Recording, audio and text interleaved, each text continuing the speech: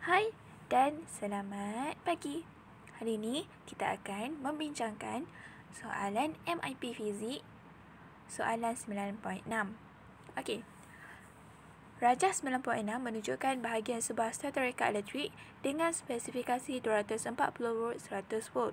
Maafkan saya, 1000 volt. Apakah yang dimaksudkan dengan spesifikasi 240 volt 1000 volt tersebut? Okey.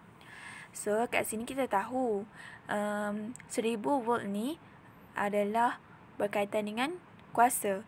Maknanya 1000 volt ni, 1000 volt kuasa dilesatkan apabila disambungkan ke bekalan 240 volt. Macam tu je. Bila ditanya maksud, so tu ialah jawapan dia. So next, soalan B. Seterika elektrik itu disambungkan kepada bekalan kuasa 240 volt dan digunakan untuk menggosok pakaian selama 90 minit. Dia suruh hitungkan arus yang mengalir melalui elemen pemanas di dalam seterika itu. Okey. So, kita ada formula apabila nak kira arus. Berdasarkan maklumat yang dibagi, kita boleh gunakan formula P sama dengan IB. Okey, apakah itu P? P itu adalah untuk kuasa, I arus dan V untuk voltan. Jadi, P dia sudah bagi. P bersamaan dengan 1000 volt. Dan I yang hendak dicari dan V adalah voltan bersamaan dengan 240. Okey, jadi kita masukkan dalam formula. Apabila kita masukkan dalam formula, bila kita pindah-pindah, kita akan dapat jawapan I sama dengan 4.17 ampere. Dan seterusnya soalan 2 Roman. Dia tanya, hitungkan kos menggunakan seterika elektrik itu selama 90 hari. Okey. Kos penggunaan tenaga elektrik ini bergantung pada jumlah tenaga elektrik yang digunakan. Maknanya, formula untuk mengira tenaga E adalah simbol untuk tenaga. E sama dengan PT. Itu adalah formula untuk mengira tenaga elektrik. Jumlah tenaga elektrik ni yang digunakan di sukat menggunakan 1 kilowatt jam. Maknanya, kuasa tadi 1000 volt perlu ditukar kepada kilowatt. Maknanya, apabila nak tukar, kita perlu bahagi.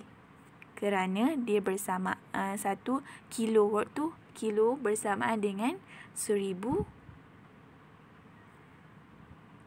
Okey, bila kita bahagi 1000 volt bahagi dengan 1000, kita akan dapat 1 kilowatt. Seterusnya, kan dicakap di sini, 1 unit keluarga, maafkan saya, 1 unit tenaga sama dengan 1 kilowatt jam. Okey, jam. Maknanya, kita perlu tukarkan masa yang diberi. Kan dicakap kat sini soalan atas ni, seterika elektrik itu disambungkan kepada bekalan kuasa 240 volt dan digunakan untuk menggosok pakaian selama 90 minit. Maknanya 90 minit ini perlu ditukar kepada jam. Bila perlu ditukar kepada jam, kita perlu bahagi kepada 60. Jadi jawapannya adalah 1.5 jam. Seterusnya kita boleh kira berapakah tenaga yang digunakan. E sama dengan 1 kilowatt darab 1.5 jam. Jadi kita akan dapat E sama dengan 1.5 kilowatt jam. Seterusnya, untuk mengira kos, kita perlu darabkan dengan hari dan kos seunit. Sini dia dah bagi tahu 1 unit tenaga bersamaan dengan 0.29 sen. Maknanya, kos penggunaan bersamaan dengan 90 hari didarabkan dengan tenaga yang digunakan 1.5 kilowatt jam darab dengan kos seunit iaitu 0.29 sen. Maafkan saya, 0.29 ataupun 29 sen. Maknanya, kita akan dapat jawapannya RM39.15. So, itu sahaja untuk kali ini. Harap kamu semua faham. Terima kasih.